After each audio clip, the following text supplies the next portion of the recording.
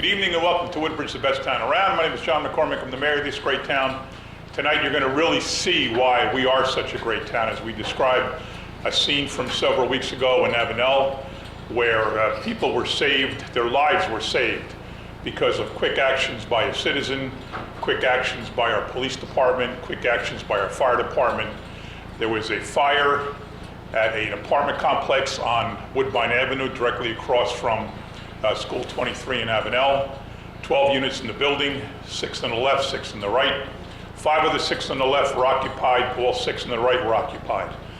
A fire started somewhere on the bottom toward the front, and a citizen happened to be driving by and saw the flames, immediately called 911, then proceeded to hit her horn, go up and knock on doors. The police arrived instantly and went literally door to door, knocking on windows, getting people up, waking them up, getting them out safely. The 5 of the 6 on the left side basically escaped with whatever they were wearing, and that's all they had. The other 6 escaped. Their apartments were damaged, heavy water damage, heavy smoke damage. But the great news is that everybody got out safely. And it's nothing short of miraculous. Had this woman at 4:12 in the morning not been driving by, if she didn't stop at 7-Eleven on her way home from dropping some family members off on a trip that she wasn't supposed to even make, but she did a favor for some family members and said, I'll take you home after a family gathering. Otherwise, she would have been sound asleep in the next apartment building, and who knows what might have happened. I haven't seen her yet. She's coming. We have a couple people that lived in the apartment complex here. We have our police and our fire departments, and of course I'm going to talk to Kenya Smithson when she gets here and thank her. But for now, I want to start with the Avenel Fire Department. And I'm going to let Corey Spiller talk about this because he was on the scene. Chief LBR from Avenel Fire, and you guys can all maybe come up and explain, Corey, everything that you saw that day, since you're better able to explain it than I am. Thank you, Mayor. Fire guys, come on up.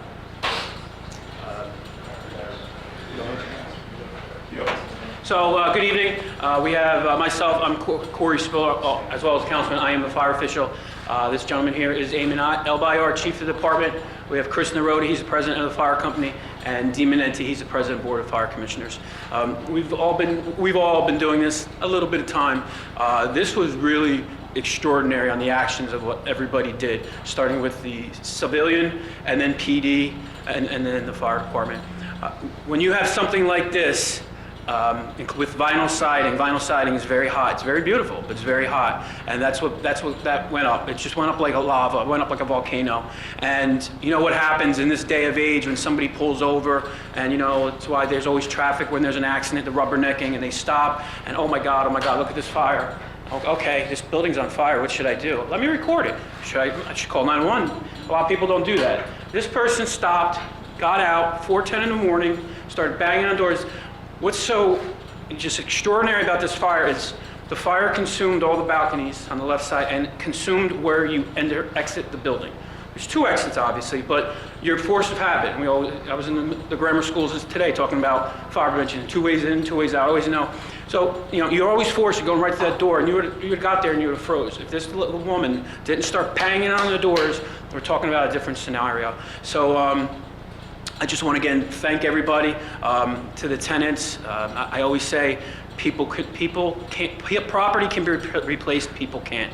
I'm sure it's not what you really want to hear when you're losing everything, but once the dust settles and you have a little bit of time. Just so grateful to everyone. I think the police department, some of them are secret firemen because they put ladders up a heck of a lot better than I could. So thank you very much, and Chief, would you like to say anything? Sure. Thank you. Chief Avenel there. I just wanted to say, like the mayor said, Woodbridge is the best town around. We had not only the best town around, we have the best firefighters in town. We all moved quick. We did what we had to do.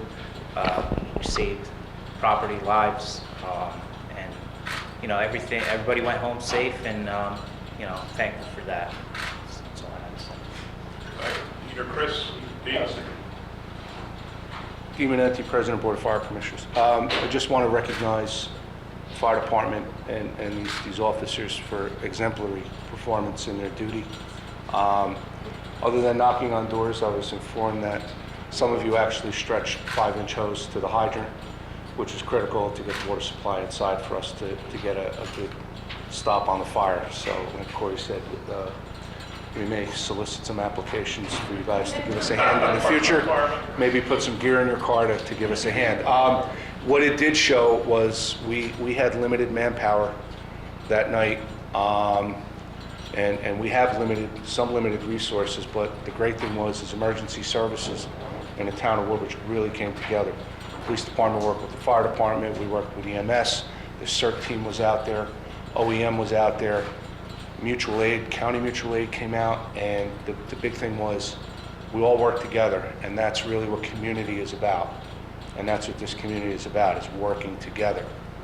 All right, when the bell goes off, all differences, everything gets left where we're at, and we come together and we protect this town. And thank you again for your performance.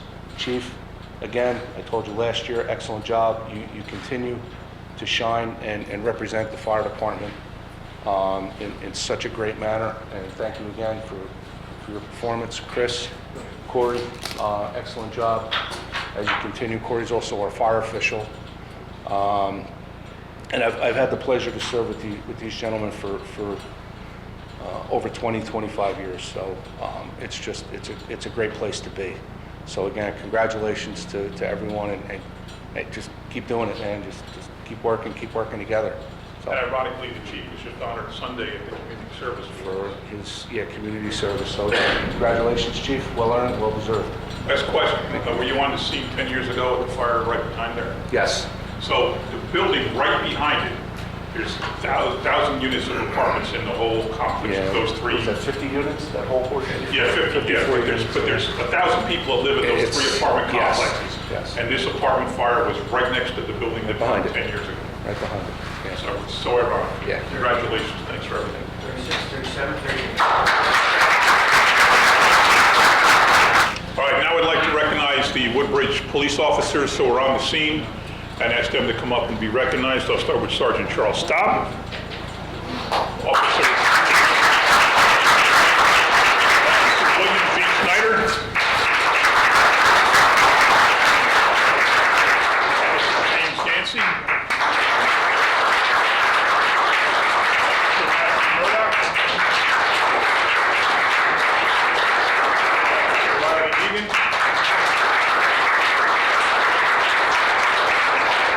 Ryan Trudell.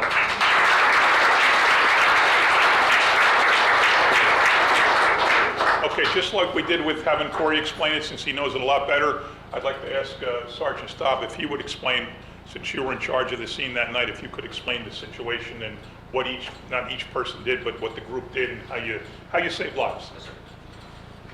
Good evening, everyone. I have to say first and echo the mayor's comments that the woman who called, I know her first name is Kenya, I don't. She's supposed to be here, but I didn't see her.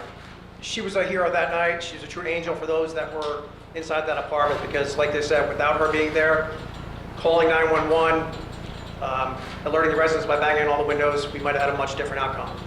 I was the first on the scene, and it was going, the whole left side of the building was going up in flames. It was very serious. I called for backup. All these officers and others responded to that scene. And as a supervisor, yes, I'm responsible for what goes on in that scene, but I got to be honest, I didn't have to tell them to do anything.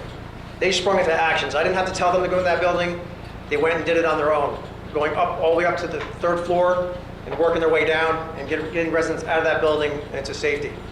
Overall, it was a great effort between all the firefighters and the police and EMS as well, tending to some injuries. As you can imagine how chaotic this scene was. We had people were just frantic about their apartments going up. We had animals that were trapped inside. So all around, a very good effort by everybody on scene. I'm glad that everyone got out safely. And again, this is not the first time these officers have gone into a scene that's very dangerous, and it won't be the last. Some of them are volunteer firefighters, and they definitely put those skills to use that night. And there are other officers that are not here tonight that worked in the perimeter of the building that also that we recognized in other ways for the assistance they provided to the fire department and helping coordinate the whole scene. So Just curious, did you have to break down any doors? Oh, we almost did. We had to try and kick in a couple. I think you and I tried to kick open the door too. But for the most part, we got nobody else. Terrific. I forgot, I mentioned that Chief Albayar got the community award on Sunday at the community center, but he wasn't there, so I'm going to ask Councilman Corey Spiller to present that award now to Chief Albayar. Thanks. Chief, Dean, Chris, come on.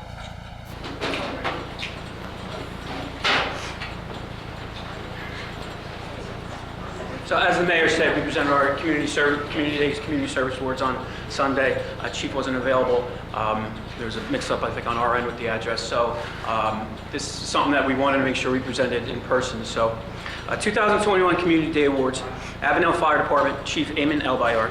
Amen Elbayar has served with the Avenel Fire Department since January 2011. During 2020 and 2021, Amen has served as Chief of Department. The Chief title traditionally is a one-year term. Chief Elbayar's commitment to leadership of the department, his ability to handle any difficult fire, weather-related event, tragic community situation, and a pandemic, the fire department membership requested Chief Elbayar to continue his leadership of us throughout the 2021 year as well. 2022 is coming up.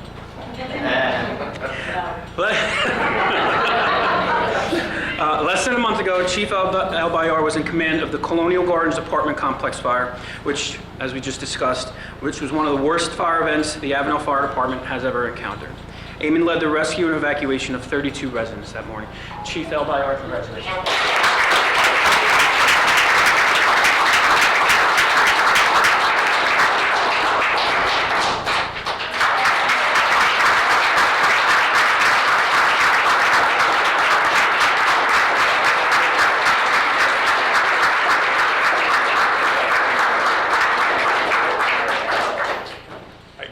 Everybody knows you already. This is Smithson, who, as I said a few minutes ago, first what we did is we had the fire guys up. This is the chief of the Avenel Fire Department. We had several police officers up. That's our deputy police officer right there. Some of the officers are still outside, and we thanked them and presented them with a proclamation. I said a little bit of your story. Yeah. So what you told me was you weren't supposed to be there at 4:12 in the morning. You were at, I'll just give a quick family party. Brothers needed a ride home, didn't want to do it, some told you to do it, you did it, and that puts you, God told her to do it. Yes. That puts you on the scene after a quick stop to 7-Eleven. Yes. You turned right into this Woodbine Avenue where you live, further down, boom, there's a fire. You call 911, you start yelling and screaming, you start hitting your horn, you start knocking on doors. You saved people's lives.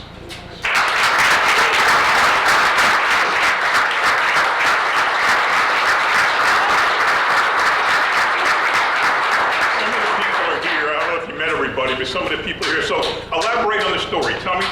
Give me the whole night. Tell me what happened. Yes, well, God bless everyone who is here today. It's so amazing to see everyone's faces, you know, going along with this spiritual journey. It has been uphill, like it's been so amazing. But the story began it was the weekend, and it was early Sunday morning, Saturday night. I'm hanging out with my family and my friends. I'm like, hey, you know, my brother, we're all just, you know, having a good chit chat. And my brothers, they needed a ride home. And my brother was like, I need you to give me a ride home. But, you know, I have 8 siblings. So my mom always taught us, you know, you look out for each other. You know, if someone needs a ride home, you make sure they get home. So I had to be that sibling. In my mind, I heard, okay, you're the sibling tonight. You got to get everybody home. So I'm like, okay. So I drive everybody home. And my brother lives in Trenton, New Jersey, which he's actually on his way here right now. So it's okay. But I went to go and drop him off. And I was so tired myself, you know when you start to drive on the highway and you're getting so tired that you're getting sleepy. So I started to tear up and cry, you know, 'cause I'm like, all right, God, you haven't taken everybody home, but look, I'm tired, you know? So Father, just give me the strength so I can get everyone home, you know? So I drive him to his house. As I'm going back, I feel this energy in my soul. It's like as I'm driving, I feel something just creeping up, and I feel chills down my spine. So as I'm saying, I'm like, okay, God, I know I'm up now, you know? So I'm driving down the highway, and you know, as you know, when you just know who God is, as everybody who knows, if you start to see signs in the sky, the signs start saying certain things and stuff like that. and I started seeing orange, and I'm like, okay, let me, oh, sorry. Let me just, Okay. okay.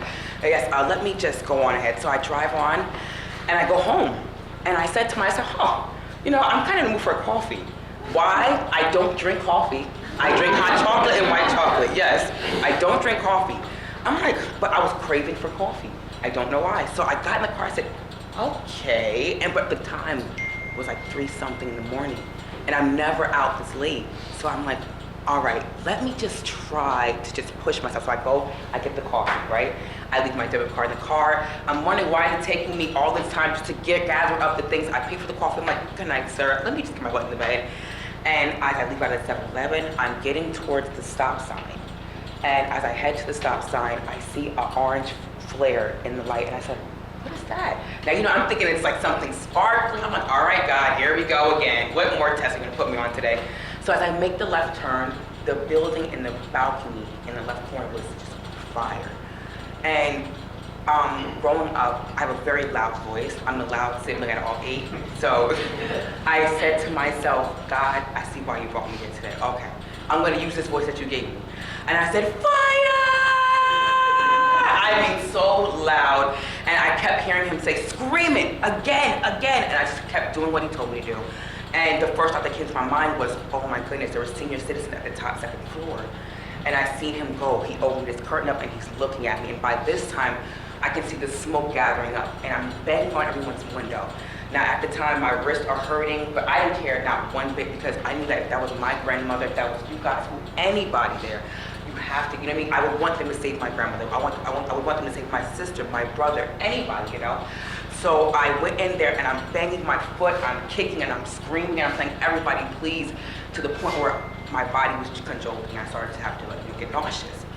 So I had to calm myself down and I said, okay, I had to think fast. I said, can you think fast? Okay, what am I gonna do? So here I am, I said, at the front door. I banged on the front door. I did karate when I was a kid. So I take my right foot and I hit the door and I'm like, all right, with all your strength. And I said, Jesus, I'm counting 3. And when I said it, I just pulled it open and the whole thing went boom and broke open. The pregnant lady who was upstairs, and she was screaming and she was saying, can you please help me, help me, help me? And the first thought that came to my mind, okay, my school was right there. I'll be fine, you know what I mean? I just want everybody out of this building right now. So I immediately call 911. I run up and I gather her and her son. She's panicking at this point because after you come down the steps, I've never in my entire 26 years of life seen fire blaze that high. I mean, it was like, and Lord, I know this is a wig, so my edges was just everywhere. I swear, and I said, oh Lord, fly off in the wind somewhere. I said, oh my goodness. And she's screaming, I'm like, oh, and the fire is just going up in the air. And I'm like, you know what? I said, oh my God, I'm shaking at this point. The senior citizen guy, I'll never forget his face. He just looked at me and shook his head no, but I looked at him and I said, I'm gonna get you out of here.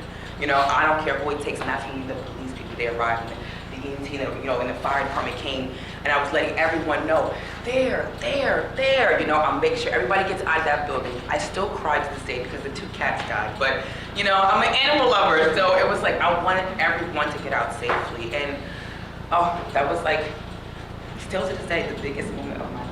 Oh, yeah.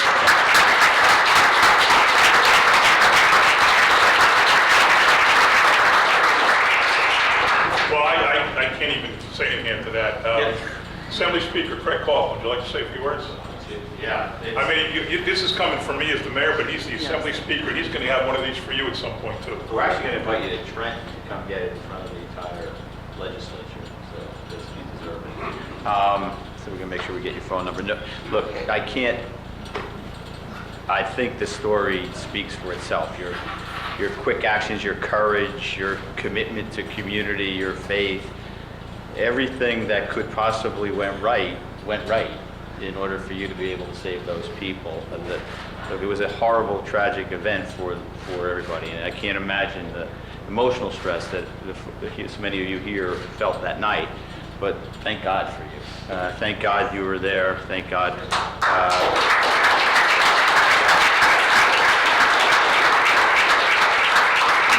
Maybe you should drink coffee on a more regular basis. On the off chance that somebody else needs you. Yes. Thank you so much. Let everybody since then, or whatever. There's a couple of people here, but they all want to meet you, and we'll have a good time talking to them. But I'd love to do a picture with families. if you guys don't mind being on TV, taking a picture, you want to say something? Come on up.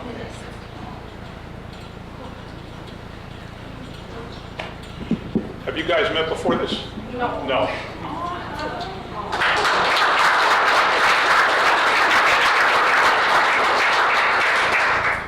Since that day, I don't know how many times I think of you and I pray to God. If not for you, I don't know what would happen to our families. I want to thank you from the bottom of my heart. So much gratitude I feel. I mean, if not for you, things could have gone so much more bad. Thank you so much. Thank you to the police department, the firefighters, who all were there for us. I mean, you often see such things on TV and you'll be like, oh my God, that looks horrible, that looks tragic and all that too. But actually be in that scene emotionally, mentally, it takes a toll over you. But at the end of it, you just look back and we lost a lot of things. But at the end of the day, we know we are alive, our families are safe, all of us were evacuated. And if not for you, I don't think so, if that would have happened. If not for your craving for coffee that day, I don't know what would have happened. I thank you, and I can't thank you enough.